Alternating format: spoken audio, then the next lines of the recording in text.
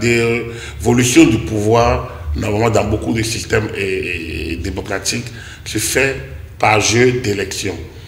Et donc, il y a certains pays qui adoptent des années électorales ou des cycles électoraux qui permettent d'organiser toutes les élections devant impacter le pays. Au Bénin, nous avons 3 élections de type national.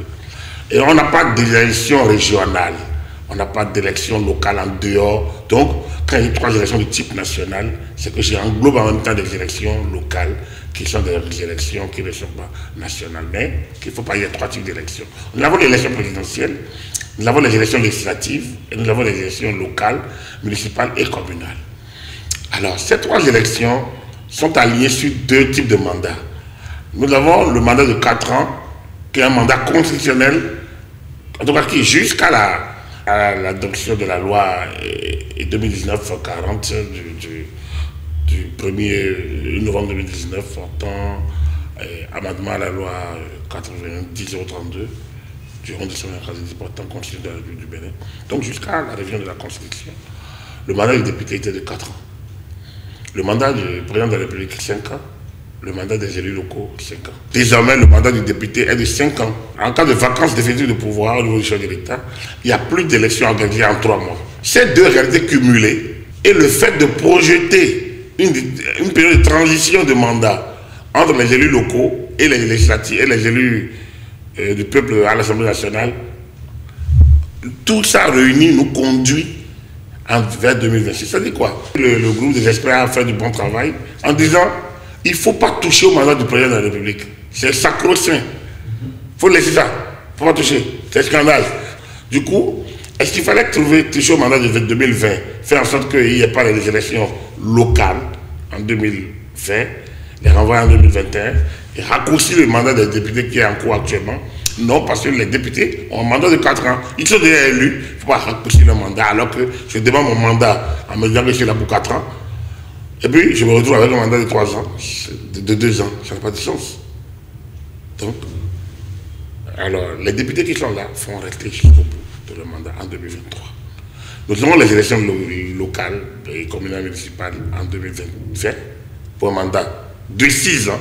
Donc, le premier aménagement lié à l'adoption des élections générales, après le poste de vice-président qui est créé, le premier aménagement, c'est le fait que les élus de l'année prochaine, dans les conseils locaux, communaux, municipaux, ces élus auront un mandat de 6 ans au lieu de 5 ans.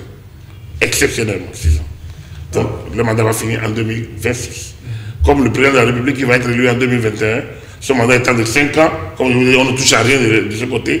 Donc, le président en 2021 qui sera élu, son mandat finit 5 ans après, ça fait 2026. Il reste une structure, l'Assemblée nationale. En 2023, on aura à élire la nouvelle législature de l'Assemblée nationale.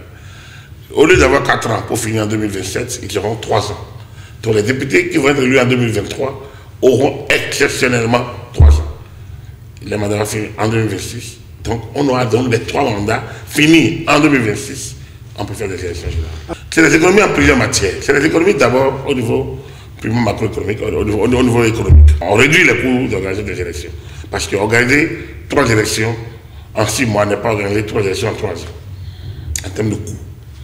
Ensuite, parce que la logistique électorale déployée restera le même, et ça, c'est ce qui coûtait énormément.